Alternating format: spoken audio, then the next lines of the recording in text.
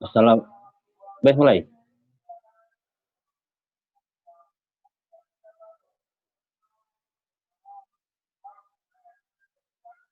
Assalamualaikum warahmatullahi wabarakatuh. Waalaikumsalam warahmatullahi wabarakatuh. Ila hadratin Nabi Mustafa Muhammad sallallahu alaihi wasallam wa ala alihi washabihi kiram summa ila hadrati arwah wa ila arwah masyayikhil qadiriyah wa naqsabandiyah wa jami'al furuf al-aliyatir rabbaniyah wa hadrati ruh sultan al-awliya Sayyidina Syekh Abdul Qadir Al-Jilani wa Sayyidi Taifatul Sufiyah Sayyidina Syekh Abdul Qasim Al-Zaki wa ila hadrati Imam Rabbani wa usuli makruhim wa ila arwah jami'al awliya ila bisna wa ila arwah syekhina wa asatidina wa muallimina wa abaina wa ummatina wa ikhwanina wa ikhwatina wa jaddina wa jaddatina wa khususan ila hadrati ruhi mu'allifi hadzal kitab sayulillahi lana wa lahu A'udzubillahi minasyaitonirrajim. Bismillahirrahmanirrahim. Alhamdulillahirabbil alamin arrahmanirrahim maliki yaumiddin iyyaka na'budu wa iyyaka ihdinas nasta'in. siratal mustaqim Shiratal ladzina an'amta 'alaihim ghairil maghdubi 'alaihim waladdallin. Amin. Bismillahirrahmanirrahim. Alhamdulillahirabbil alamin wa bihi nasta'in wa ala umuri dunya waddin. Inna maulana Muhammadin wa ala alihi wa ashabihi wa man tabi'ahum bi ihsan ila yaumil qala al-mu'allif rahimahullahi ta'ala wa nafa'ana fi ilmihi wa fikum bi amin. Rabbi shrah li sadri wa yassir li amri wa hlul 'uqdatam min lisani yafqahu qawli. Para pemirsa yang dirahmati oleh Allah Subhanahu wa taala, kita berjumpa kembali di acara yang sama, pengajian di TV Alinduri. Mudah-mudahan kajian pada malam hari ini, pada pertemuan ini diberkahi oleh Allah Subhanahu wa taala. Kali ini kita mengambil tema sholat di awal waktunya. Bismillahirrahmanirrahim. Wa qala sallallahu alaihi wasallam. Qala nusdawu sapa Kanjeng Nabi Muhammad sallallahu alaihi wasallam. Awalul waqti ridwanullah, utawi kawitane waktu sholat iku ridwanullahi, oleh keridane Allah Subhanahu wa taala. Awastul waqti, utawi tengah-tengahe waktu sholat iku rahmatullahi, rahmati Allah Subhanahu wa taala. Wa akhirul waqti, utawi akhire waktu, ngakhirna waktu sholat iku afullahi, oleh pengapurane Allah Subhanahu wa taala.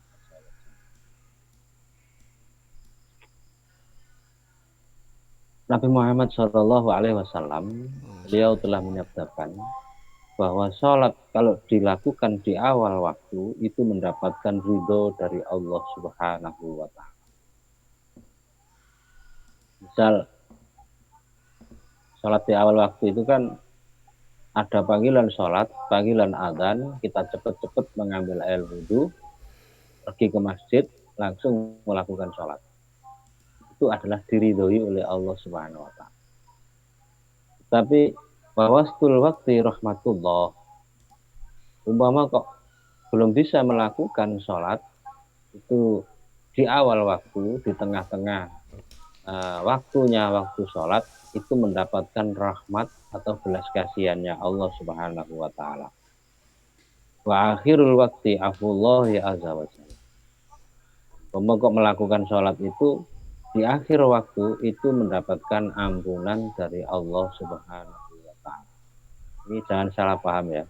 Jadi kita semua ini melakukan sholat di awal waktu ini mendapatkan ridho dari Allah Subhanahu wa taala.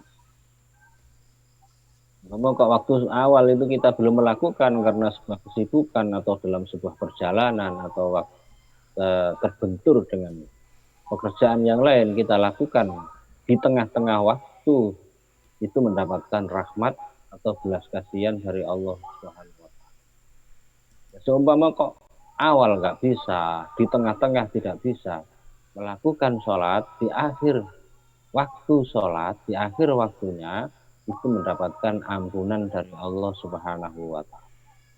Satu contoh, melakukan sholat di akhir waktu itu, waktu yang sudah mepet menjelang waktunya sudah habis. Sudah habis. Itu disepuro, dimaafkan oleh Allah Subhanahu wa taala. Ya namanya orang itu kan kadang-kadang ada saja kesibukan dan lain sebagainya, dan orang itu kan kemampuan orang itu berbeda-beda. Ada yang semangat di awal waktu semua pekerjaan ditinggalkan, seperti yang terjadi di Masjidil Haram dan Masjid Nabawi. Di Masjidil Haram, Masjidil Nabawi itu setiap waktu panggilan sholat, semua orang itu sudah langsung berhamburan, toko ditutup. Seperti di Masjid Nabawi itu toko-toko itu kalau sudah ada adzan, tutup semuanya, langsung pergi ke masjid melakukan sholat. Itu termasuk ridwanullah, diridhoi oleh Allah Subhanahu wa taala. Jadi mendapatkan keridhaan dari Allah Subhanahu wa taala. Memang itu lebih baik. Kita ini ibadah ini kan mencari ridhonya Allah Subhanahu wa taala, bukan semata-mata hanya mencari pahala saja, tetapi ridho Allah Subhanahu wa taala itu kita cari di dalam beribadah itu lebih penting dan sangat penting kita lakukan. Karena ridho Allah Subhanahu wa taala ini ibaratnya kita semua ini nanti bertamu ke orang lain, mendapatkan jaminan, jamuan, dan lain sebagainya. Sementara orang yang kita datangi itu nggak ridho, itu juga nggak enak. Nah, ridho orangnya itu kan kita bisa bertemu dengan orang yang pemilik Ibaratnya rumah. begitu ya. Ya, ibaratnya begitu. Nanti kalau masuk surga, kita ini mencari ridho Allah Subhanahu wa taala. Orang yang mendapatkan ridho dari Allah Subhanahu wa taala, insya Allah di surga nanti akan ketemu sama Allah Subhanahu wa taala. Bisa dipaham, Pak? Haji Budi ya? Oke, jelas. Jelas, jelas. Barangkali ada pertanyaan sebelum saya lanjutkan. Tentang ridho Allah ini. Ridho Allah. Definisi ridho Allah itu bagaimana? Saya sering bingung ya. Saya sendiri sering bingung. eh, Bagaimana sih cara mengaplikasikan sebuah amalan agar untuk mencari ridhonya Allah gitu loh. Maksudnya itu bagaimana? Kudu ya apa? Kan kalau kadang-kadang kono aja arep-arep fadilah ya aja arep-arep ganjarane. Tapi lakonono karena golek ridhone Allah loh. Saya menggarisbawahi, menerjemahkan, mengaplikasikan ridho, mencari ridho ini yang bingung. Bagaimana sih?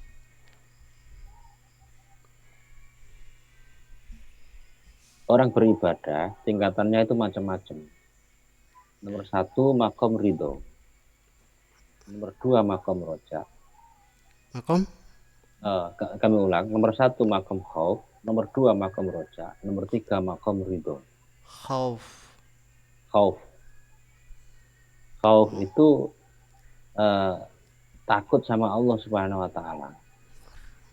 Dan memang tingkatan orang itu, orang takwa itu harus takut pada Allah Subhanahu wa taala. Kalau manusia itu pertama kalau nggak dilandasi takut sama Allah Subhanahu wa taala, dia tidak akan melakukan ibadah. Dan orang-orang yang istilahnya itu orang yang takut sama Allah Subhanahu wa taala seperti kita semua ini kelasnya kita semua ini. Ibadah karena takut masuk neraka. Kalau nggak sholat takut masuk neraka. Disiksa karo Allah Subhanahu wa taala. Melakukan ibadah karena ingin mendapatkan surganya Allah Subhanahu wa taala. Ini khauf.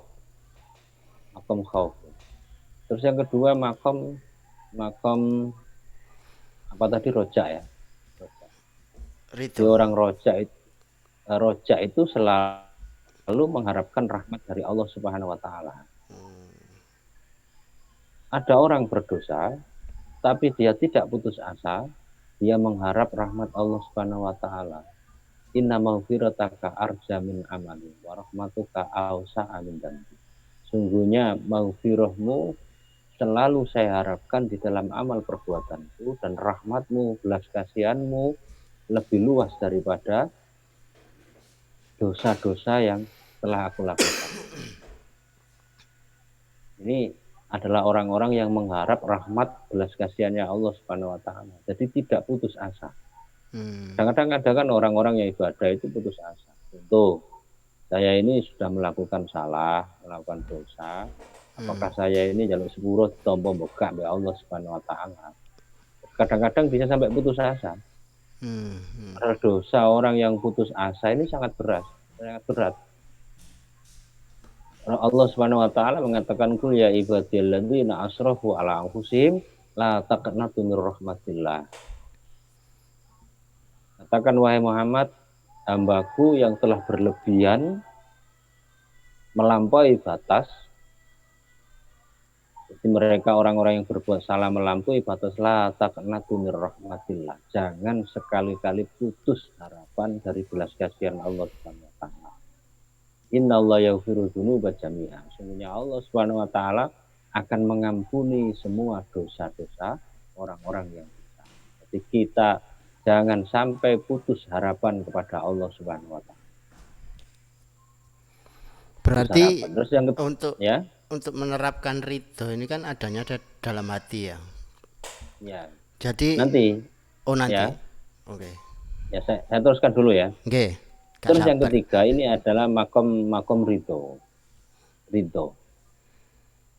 Ridho itu di atas ikhlas. Ridho itu di atas ikhlas. Orang ikhlas itu kadang-kadang bisa di dalam hatinya itu masih terbersit, cek duwe rasa gak patek, gak lego lah, gak lego. Kita ini dituntut oleh Allah Subhanahu wa taala menjadi orang yang hamba yang ridho. Bagaimana ridho itu? Setuju karo karepe Allah Subhanahu wa taala. Satu contoh ya. Contoh. Di musim-musim sekarang ini di negara kita Indonesia atau di dunia ini lagi ditimpa musibah wabah corona. Di mana-mana berita itu yang kita lihat itu paling-paling delok TV ya corona. Oke. Buka HP ya corona. Giliran buka dompet corona apa-apa nih. Oke, terus ridhonya gimana? Nah, bagaimana kita ini harus ridho. Kadang-kadang orang yang nggak ridho itu kan nggak setuju dengan karepe Allah Subhanahu wa taala. Ini kan karepe Allah Subhanahu wa taala.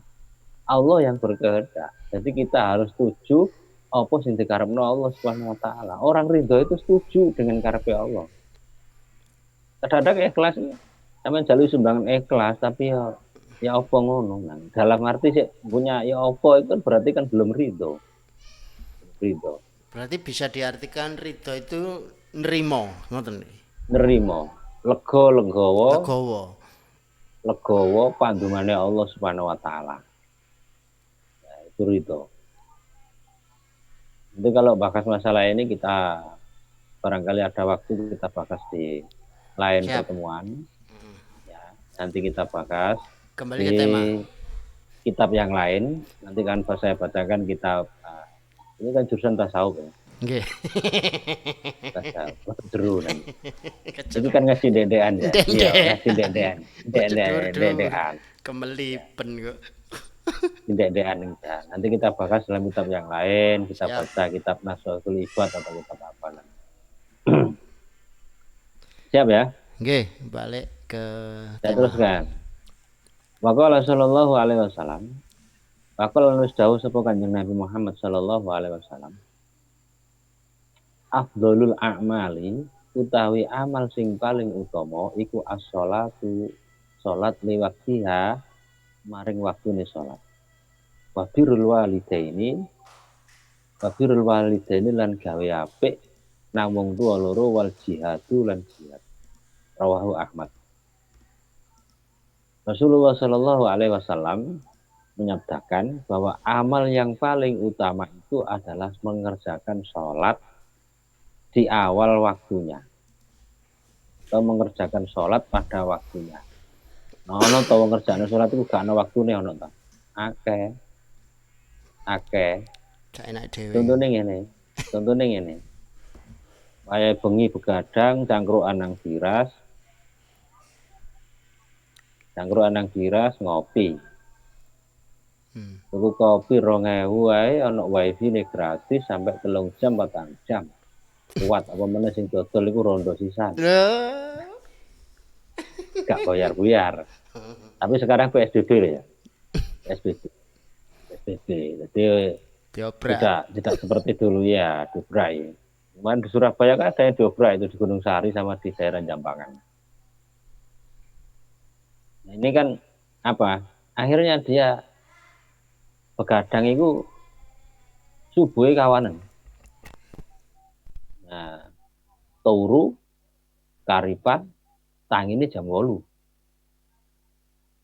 Tangine jam 8. Bagaimana saya ini apa masuk kok saya nggak sholat? Ya sholat subuh tapi kodoan.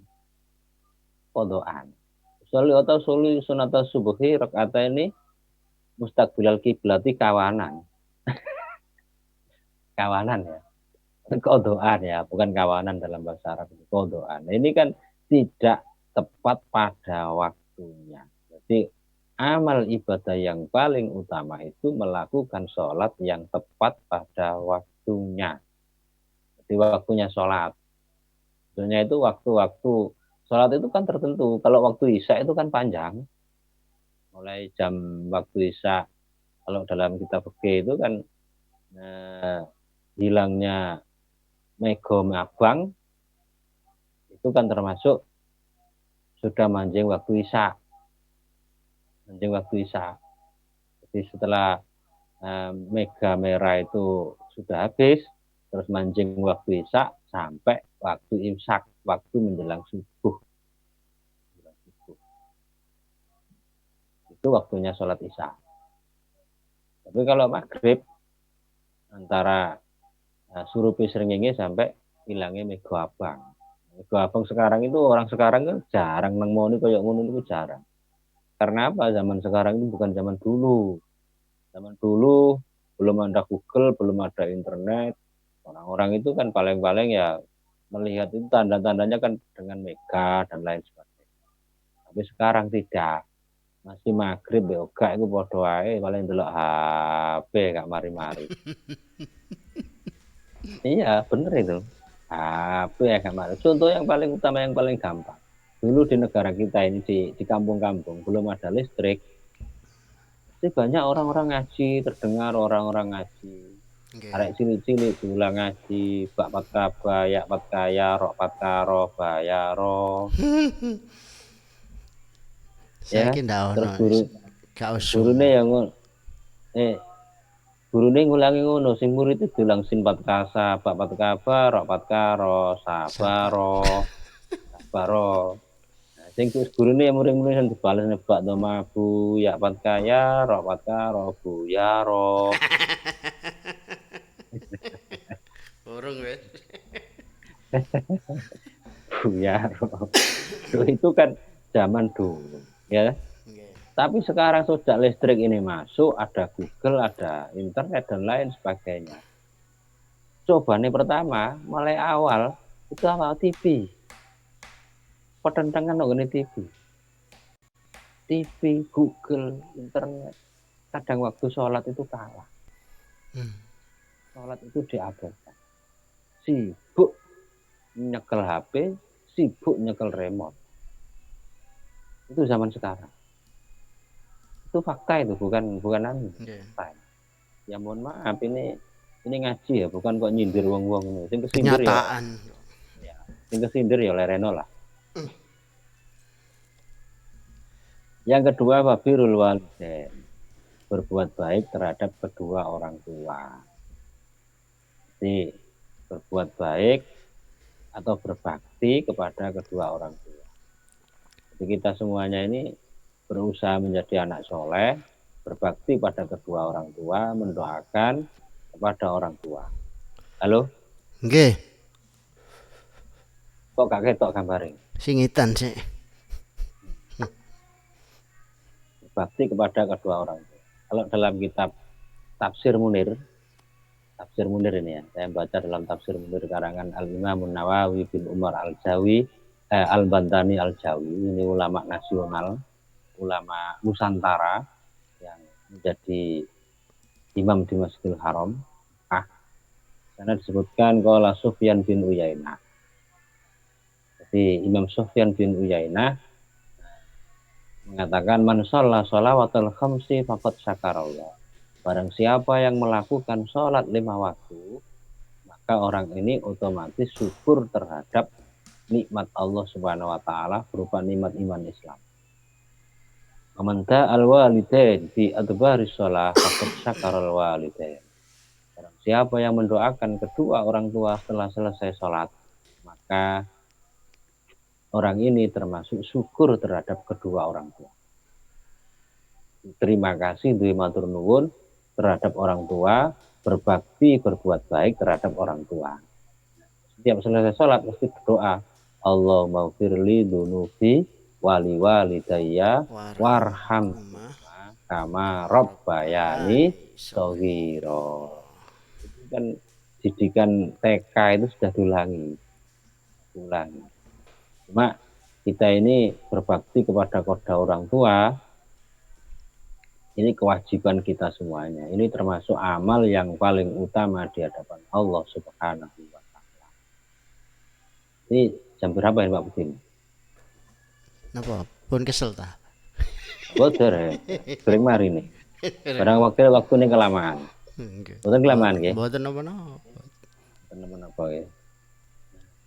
Ini makanya ada hadis mengatakan al jannatu tahta aqdamil ummahat.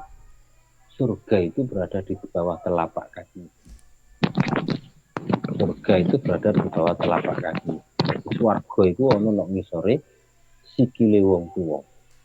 Sikile ibu.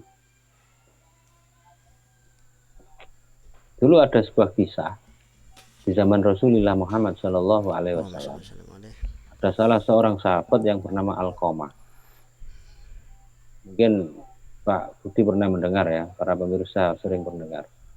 Alqamah ini orang yang soleh. Di Alqamah ini orang soleh. Pada suatu saat Alqamah ini melakukan sholat. Di saat Alqamah ini sholat, dia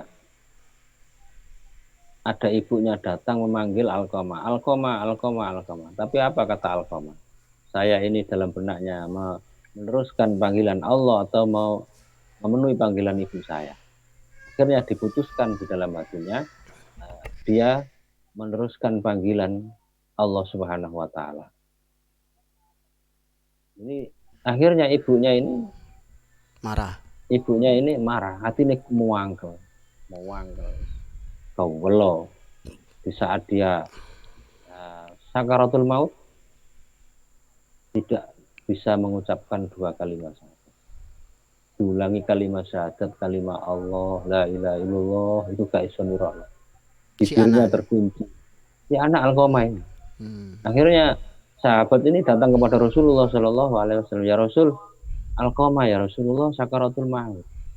Tak ulangi maca kalimat tauhid kok gak iso ngomong. Terus apa yang terjadi? Rasulullah datang. Dan beliau berpidato. Wahai para sahabat, barangkali ada orang yang punya salah. Nah, Alqamah punya salah, tolong dimaafkan. Akhirnya datang seorang wanita tua renta mengacungkan tangan, saya ya Rasulullah, saya tidak bisa memaafkan Alqamah. Kamu siapa? Saya ini ibunya. Apa kesalahan Alqamah? Orang ini mengatakan bahwa Alqamah dulu waktu sholat saya panggil Alqamah ini tidak menghiraukan panggilan saya. Ini anak sponsor lewat ini.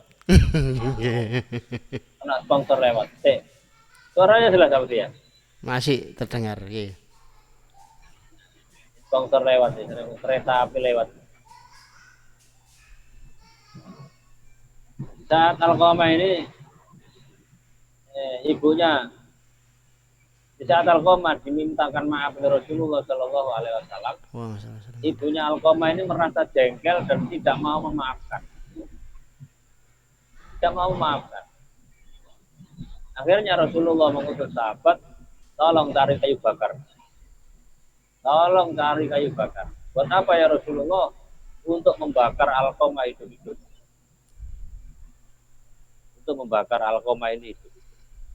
Akhirnya kayu bakar disiapkan. Setelah itu Alqamah mau dibakar hidup-hidup di hadapan ibunya. Tapi apa yang terjadi? Ibunya menangis, ya Rasulullah, tolong ya Rasulullah, jangan kau bakar anak saya. Semenjak itu akhirnya ibunya memaafkan kesalahan Alqamah. Setelah ibunya memaafkan kesalahan Alqamah, bibir Alqamah yang terkunci bisa mengucapkan kalimat tauhid la ilaha illallah Muhammadur Rasulullah. Akhirnya Alqamah meninggal dengan husnul khawatir. Makanya apa? Ridallahu fi ridal walidain wa suhtullahi fi suhtil walidain. Ini kata Rasulullah sallallahu alaihi wasallam. Ridhonya Allah tergantung daripada ridho kedua orang tua, murkanya Allah tergantung daripada murkanya kedua.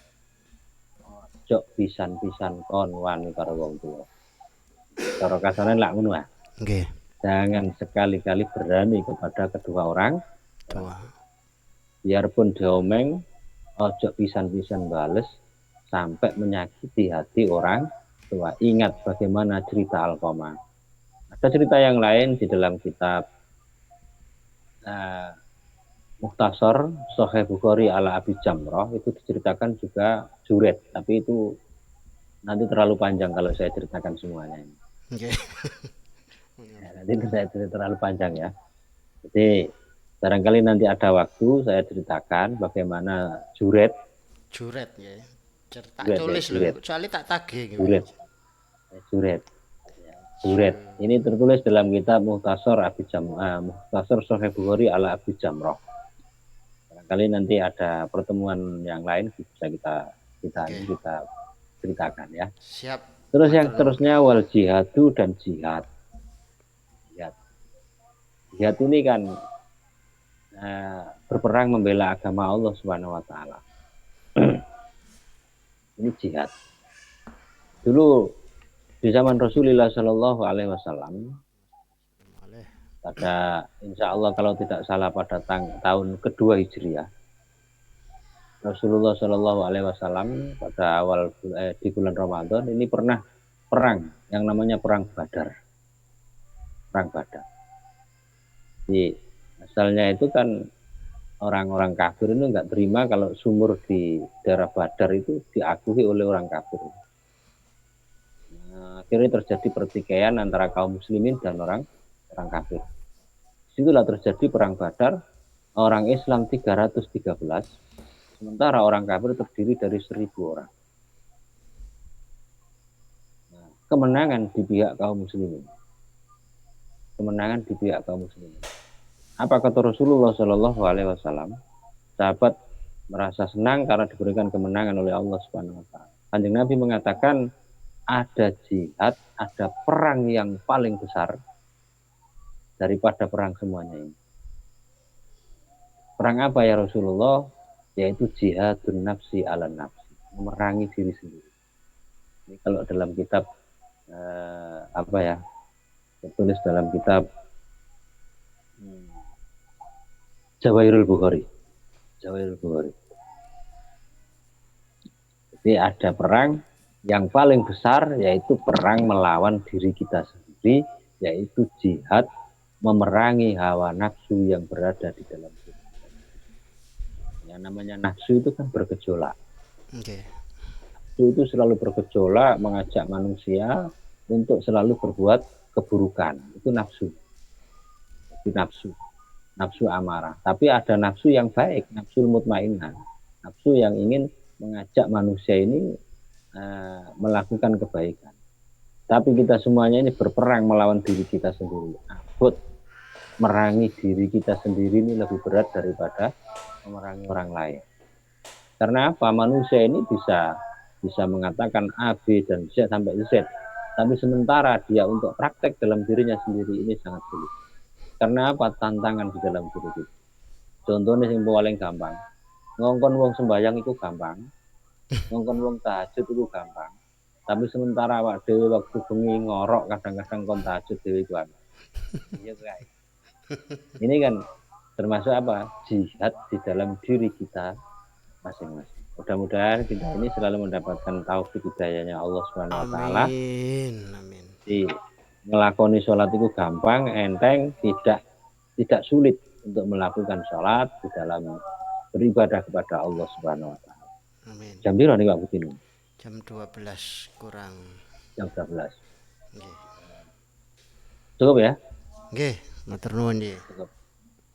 Barangkali ada kekurangan, mohon maaf. Dan mudah-mudahan pertemuan kali ini membawa manfaat dan barokah.